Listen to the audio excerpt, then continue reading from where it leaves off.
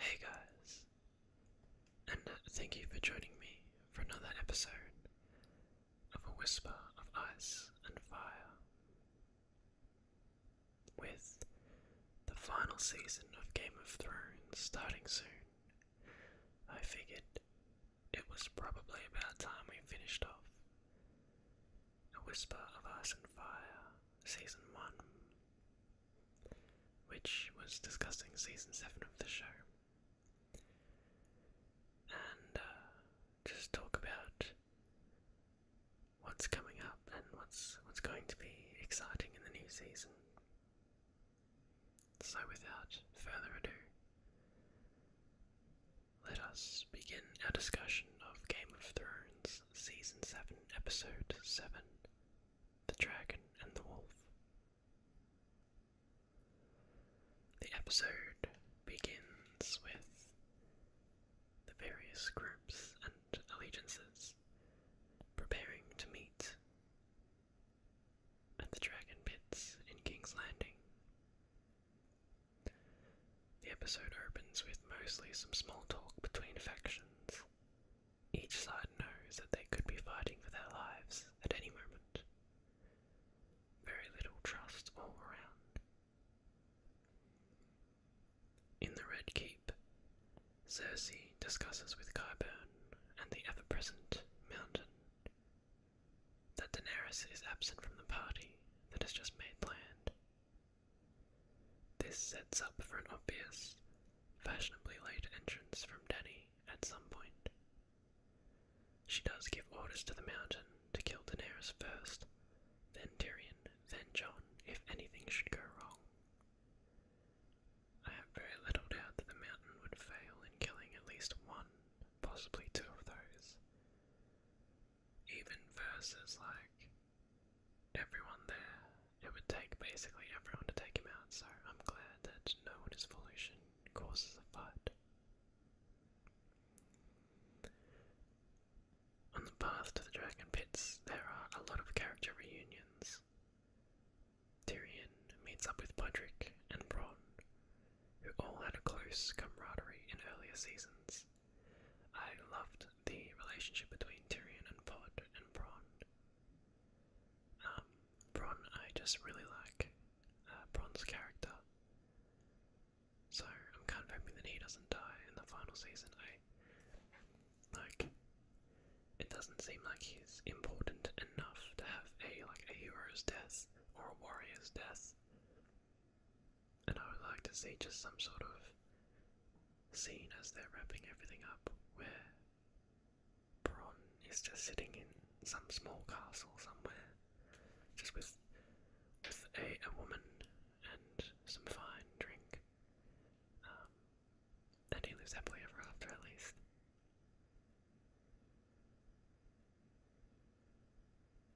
The Hound and Brienne talk for the first time since they fought to the supposed death over Arya.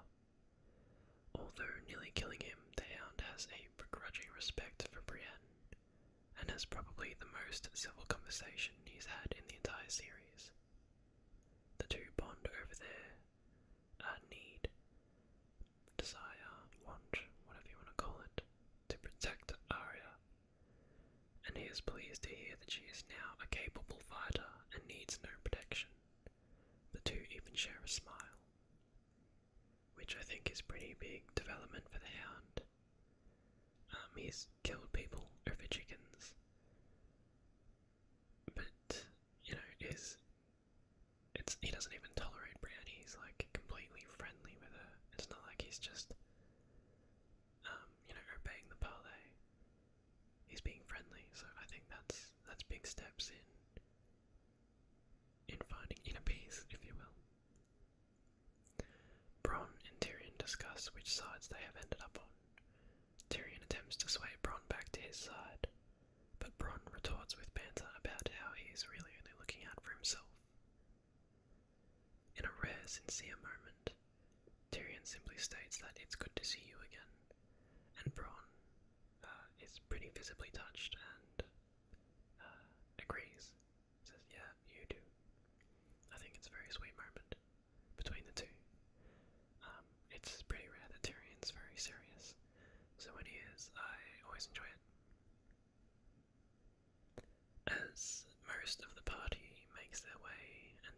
seat in the dragon pits, Bronn escorts Pod out of the pits for a drink, which I was pretty suspicious of at the time, because it was always clear that Bronn liked Pod, and it sort of seemed like he was trying to keep him from being killed in like an ambush that might be about to occur. But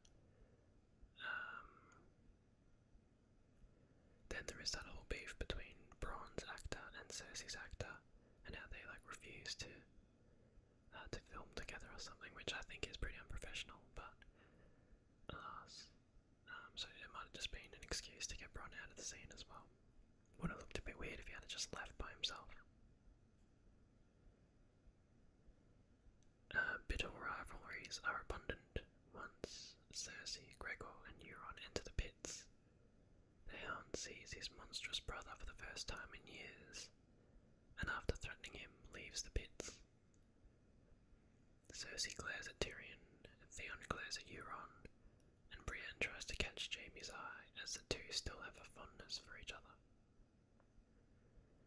Dany makes her obviously telegraphed grand entrance on Drogon, and allows Drogon and Rhaegar to fly freely around the pits. Definitely a mistake bringing two dragons instead of one, because in this situation you would either bring all of your dragons, or only one of them, but not two. Pretty silly mistake, very amateur. I would have liked to think that Tyrion and Jorah and Jon would all be like, don't bring two. Why bring two? Bring one or none. Well, I guess not none, but if one of them wasn't dead, bring three or one, but not two. Never two, no matter what. Euron attempts to bait Theon into a confrontation, but the rebels are more disciplined.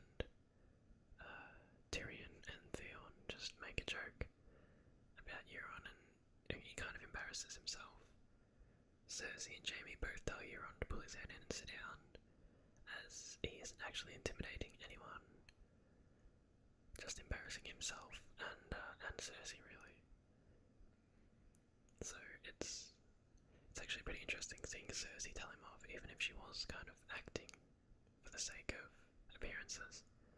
But I know it's just satisfying seeing like a petulant child like that being put in their place by someone they thought would have their back. Cersei refuses to believe anything the rebels say. The whole thing is a bad joke. She believes they are trying to trick her into retreating so that Dany can build up her army. So the group decides that they have no other choice. They have to unleash the White that they captured, and prove once and for all to the north that the dead walk among them and are on their way down. Seeing Cersei actually afraid of something as the White tumbles out of its crate and approaches her, seeing her show a rational reaction to something for the first time in however many seasons is very refreshing, because she's always just scowling or plotting, and very rarely is she vulnerable or fearful. Yeah, she's just always invincible from her position and her guards. So it's always cool to see her in out of her comfort zone and actually showing rational emotion towards something. Euron feigns a retreat to the Iron Islands. Even watching the episode for the first time, I thought it was quite obvious he was leaving for some other purpose, some other plot. He doesn't really seem that scared of the White, and his excuse to leave was pretty weak.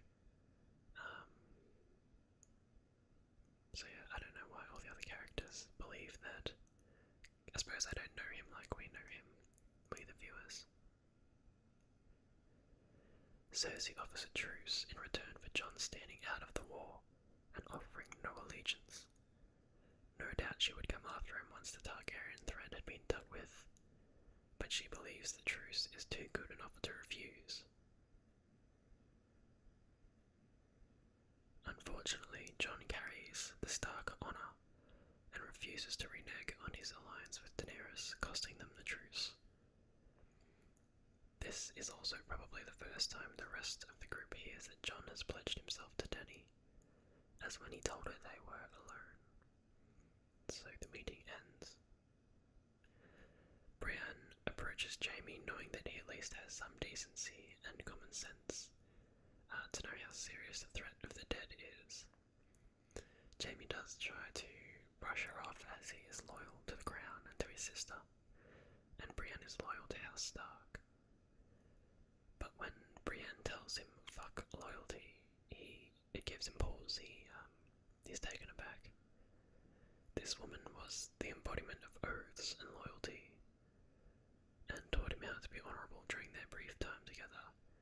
Now here he is trying to do what she used to, keep his oath, his loyalty, and Brienne instead decides to throw loyalty out the window. It's a very interesting sort of role reversal, enough to make Jaime doubt his decision. And so it's just kind of like interesting to see everyone pushed to their breaking points, and like how little time has to pass, and how much drama, I guess trauma would be a better word, war has to occur for people to abandon who they used to be, just for the sake of survival.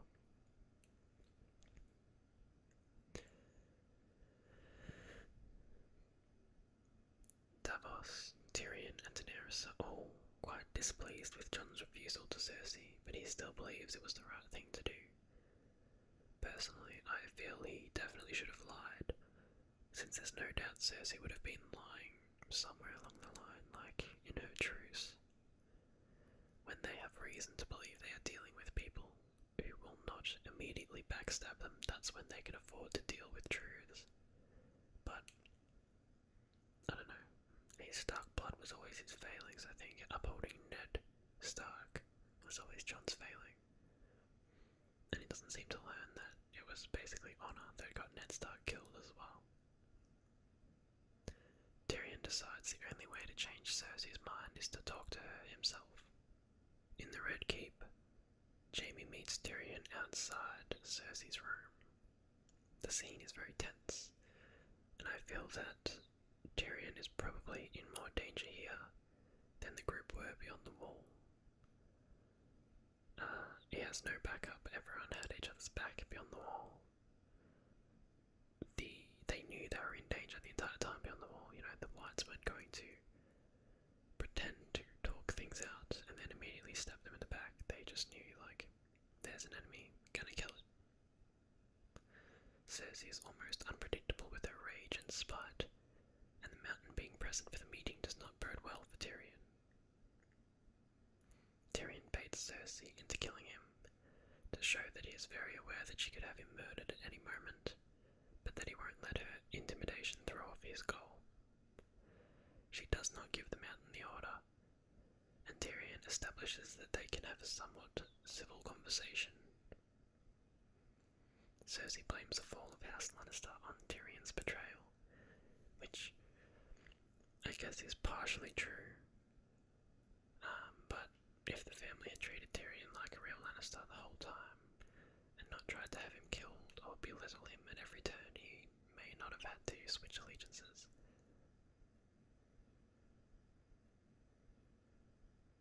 Like, it's just weird to think that if they had just treated him like a brother and not the dwarf, not the imp, they would have a full power Tyrion. They would have a full power Lannister army, Lannister family. So, among various name-calling, apologies, threats and yelling, Tyrion deduces that Cersei is pregnant. We viewers know that it is supposedly Jaime's, but it is only for Tyrion to assume. And before we are able to see the conversation in full, we cut back to the dragon pits. Dany is very gentle with Jon while she basically scolds him and explains her disappointment with his decision earlier. She respects it but wishes she hadn't done it. If anyone else had ruined her plan like that, she probably would have had some sharper words to say, or a banishment to throw out here or there. But at this stage, the writers are clearly strapped for time and attempting to build this romance between the two in any way they can in their limited screen time. Dany outright tells Jon about her inability to have children, which is major foreshadowing for the end of the episode and next season. The two spend time developing their relationship without saying much else of importance until Tyrion returns to the pits with Cersei in tow. Cersei announces that she has changed her mind. Her army will fight with the North in the Great War. Although it wasn't shown, it's highly likely that Tyrion was able to use her pregnancy and his way with words to change her mind, perhaps by implying the danger it would be in should the northern armies fall to the dead, or should the dead fall to the northern armies, who will then recommence their attack on the throne. There's also a theory that during that conversation Tyrion somehow betrayed Dany and plotted with Cersei, whether it be ultimately for himself or for House Lannister. Since we don't know what exactly he said to change her mind, or to change her mind. Yeah, a lot of people believe that some betrayal might have gone down there. I really hope that didn't happen because, I mean, Tyrion betraying Dany is one thing. You know, it's a classic Game of Thrones twist, but betraying Dany for Cersei, the sister who has wanted him dead since the show started and before, I think it's a pretty weak decision.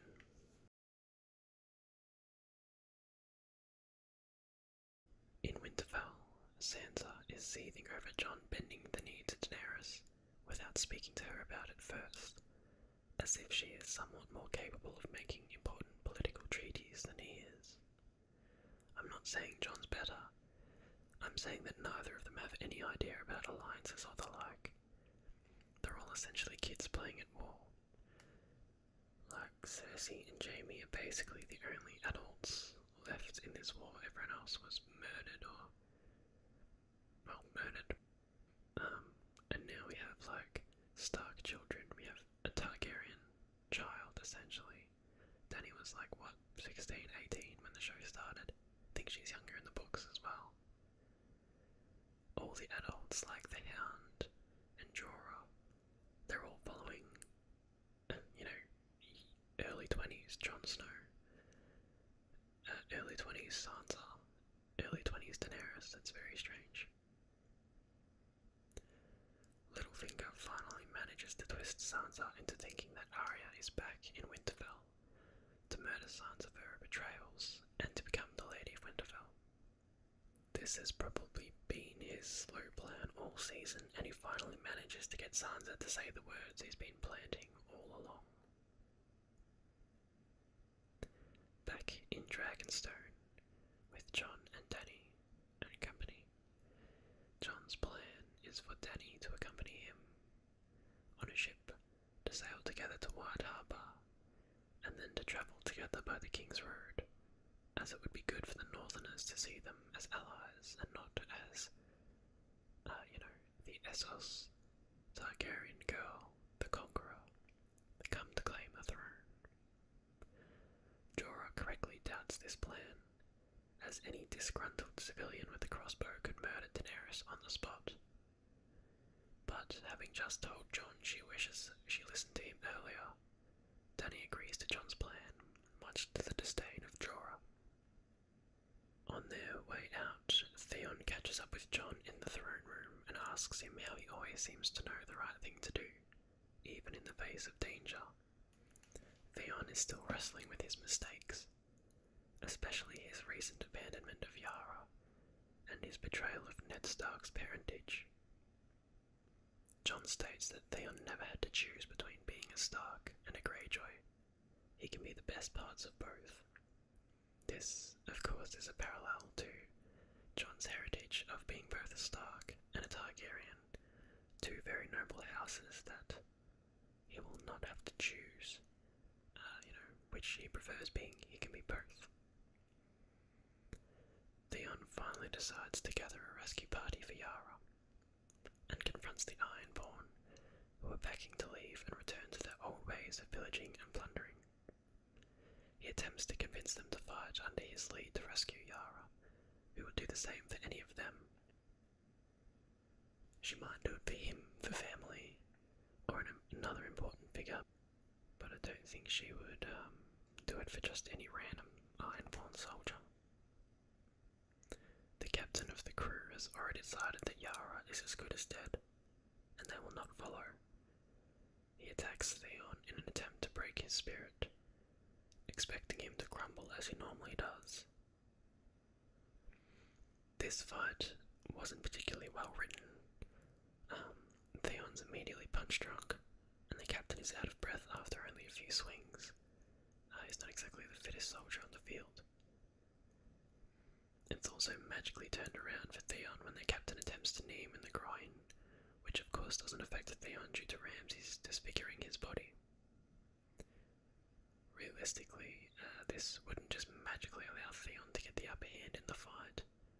Like, he still would have punted him in the pelvis quite hard, and he's already taken a beating. But I guess with fantasy shows, some suspension of disbelief is required. After winning the skirmish, the Ironborn clan decide to follow Theon and rescue Yara. Yeah, I don't know, I don't see why they think that Theon just beating what I'm assuming was the captain of their fleet in one-on-one combat is suddenly like, oh, now he's got leadership material, let's follow him instead. Like, you'd just be like, okay, now we like you even less because you just beat up our captain, but we're still not going. So, I don't know. Maybe it's just part of the Ironborn way of life that I'm not familiar with. In Winterfell, Arya is summoned to what appears to be her trial.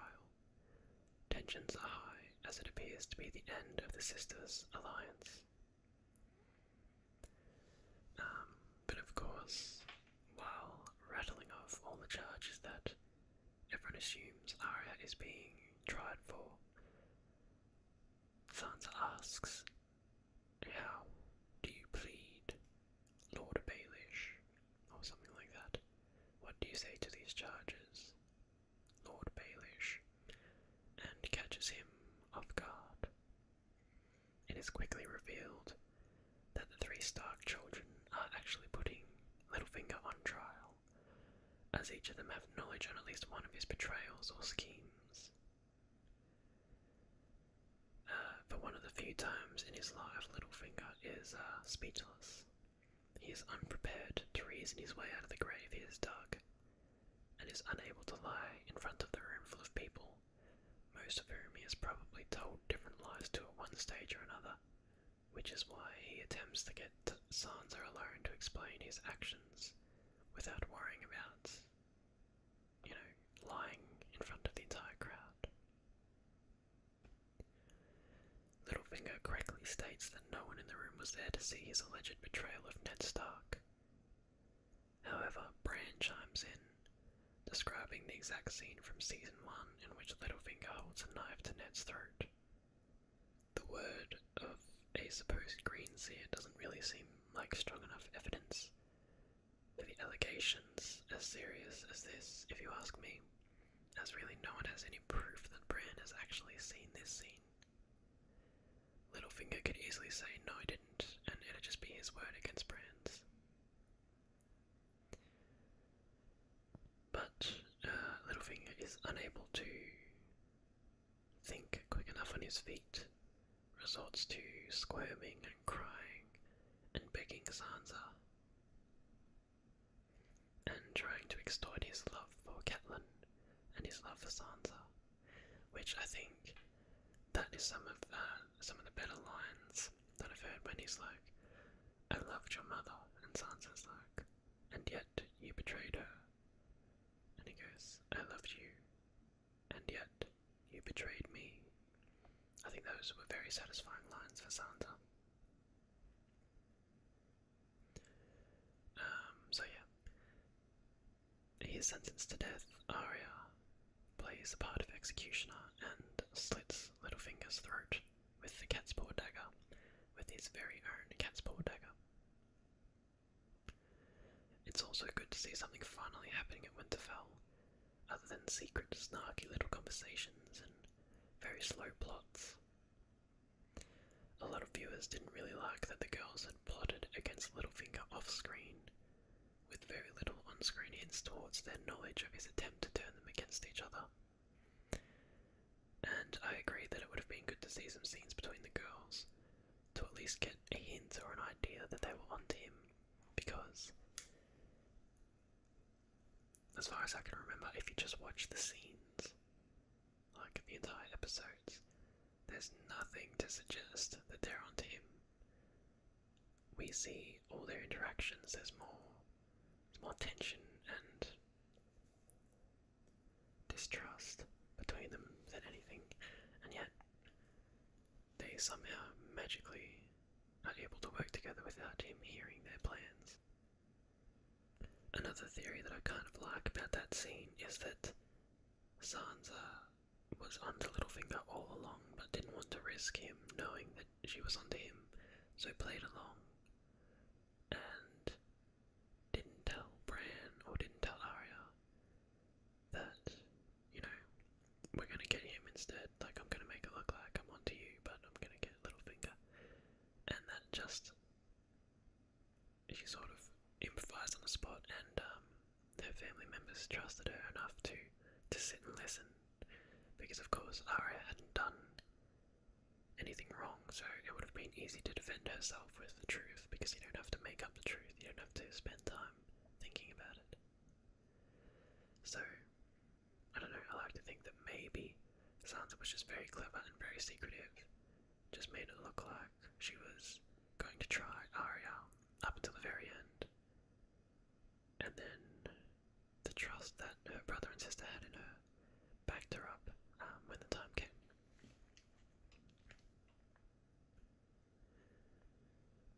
Back in King's Landing, Jaime is making plans with soldiers to fulfill Cersei's wishes and fight alongside the Northerners when she reveals that she was lying to fool Jon and Dany. Cersei says, "I will say whatever I need to say to ensure the survival of our house," which is something I can actually see an earlier season version of Jaime saying and or agreeing with, whereas current Jaime despises the lack of honour and wants to keep his pledge to the north. This shows some very pleasing, positive character development with Jaime. And Jaime actually understands the truth that Cersei refuses to see. If the dead win, they march south and kill us all. If the living win and we've betrayed them, they'll march south and kill us all. It's basically a lose-lose if they don't fight with the North. Cersei foolishly believes that she can simply defeat them all through sheer willpower and a slightly bigger army. But Jaime knows the ferocity of the Dothraki and the dragons firsthand. Cersei reveals that Euron didn't flee to the Iron Islands earlier. He left to ferry the Golden Company from Essos to Westeros for the War for Westeros. I'm excited to see the Golden Company fighting, but I thought it was a little late to be introducing a new contender into the war. It'll be interesting to see how well they're written into the last 6 episodes of the show. Because, I don't know, it's very late to be introducing new characters, so if there's like a leader or a head of the Golden Company, it'll be weird to, you know, be meeting new characters at this late in the game. But on the other hand, they might just go the route where, alright, these are just, you know, red shirts, these are just men to die or fight in the war. This is why Cersei's army is so big, because they have this other army. But we don't really need to know any of the Gold Company soldiers, so they might go that route. Cersei also deduces that something happened to one of Dany's dragons since she brought everything she had to show off at the dragon pits, except for one dragon. Thought the same thing myself. She shouldn't have brought everything just to flex, since it would be weird to bring just 2 dragons instead of 1 or 3. Jaime still intends to ride north to honour his pledge. Cersei sees this as treason and starts spitting poison words at Jaime. She truly has no regard for her relationship, as long as she gets her own way, even having the mountain block Jaime's exit and threaten his life. So when Jaime says to Cersei, give the order then, in reference to her having the mountain execute him, I immediately thought back to when Tyrion called her bluff earlier about having him killed, which she didn't go through with. And then this whole time in this scene, Cersei is like, no one walks away from me. So with those two things in mind, I was then immediately worried that she wouldn't allow a second treasonous brother to leave her unscathed, and almost had a heart attack when she nodded and the mountain unsheathed his sword slightly. I fully expected at any second to see a sword plunge.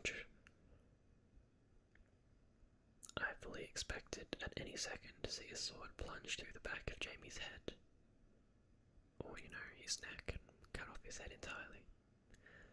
Luckily, she seems to have made prior plans with the mountain that he wouldn't actually kill.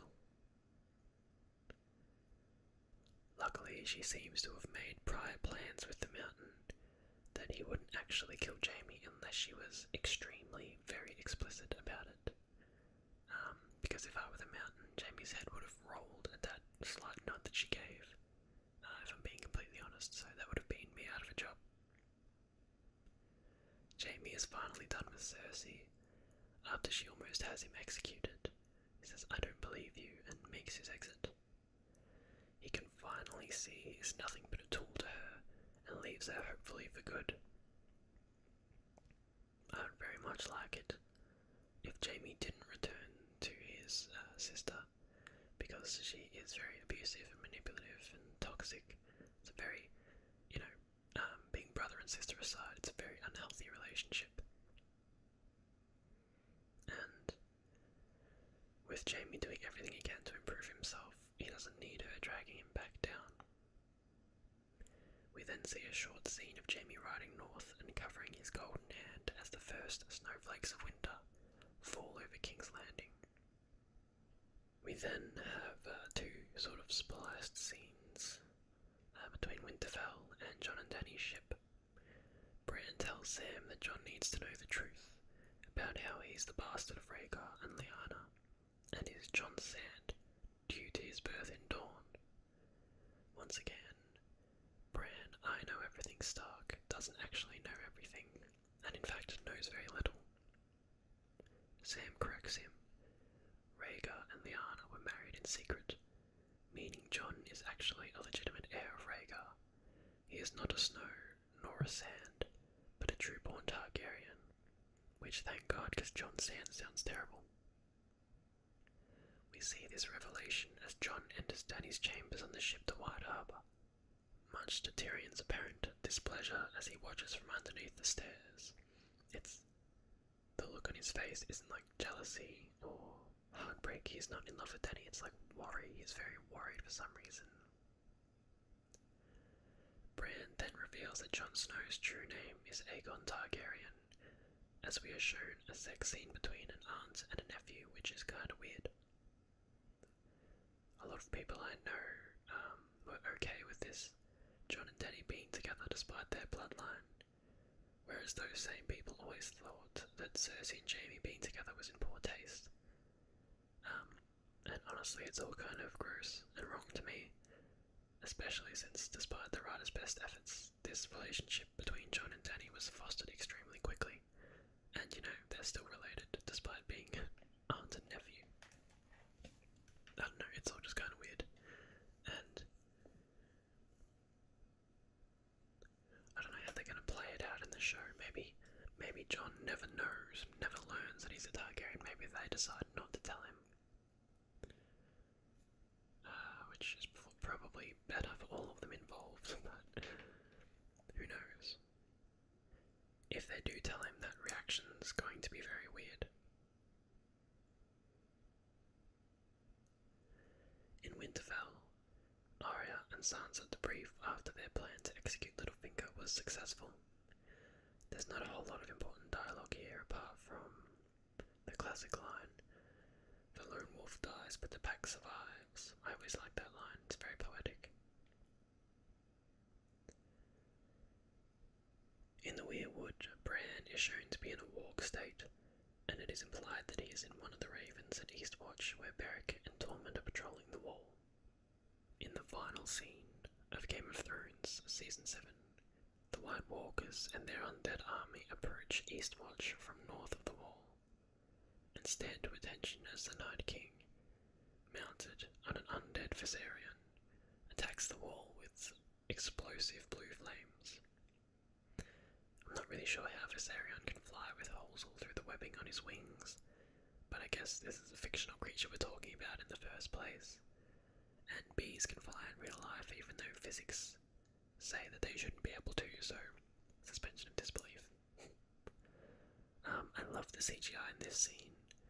The steam coming off the wall as it crumbles under Viserion's fire is really cool. It's like, it's not just melting ice, it's explosive and, it's like deep bass, like rock, like crashing, and like it's really cool. The only part that looks a little weird is when it cuts to a close-up of the Night King just glaring at the wall, and he's like, he's mounted on Viserion, he's just bobbing up and down, he's just like, a bit weird. If you go back and watch that, it just looks very strange. But, yeah, the wall crumbles. Eastwatch is open to attack. The White Walker army marches through the broken wall, with the Night King flying overhead on toward the living, the armies, and, the civilian of Westeros.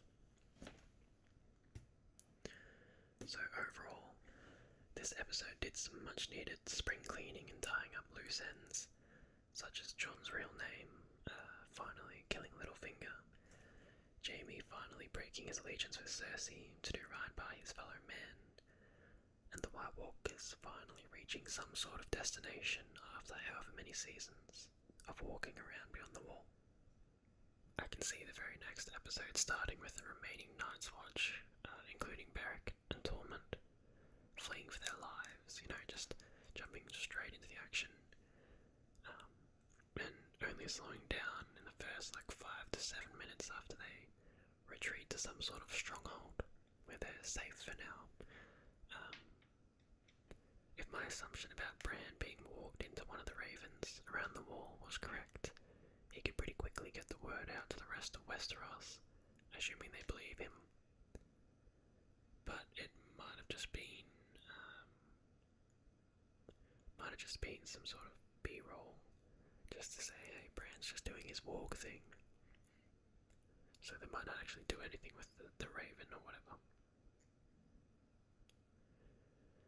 So, there's only 1 week left before we begin to find out how this story ends, and I can't wait. I've rarely been disappointed by a Game of Thrones episode, unlike many other TV shows where there's a lot of filler and only a good episode every now and then.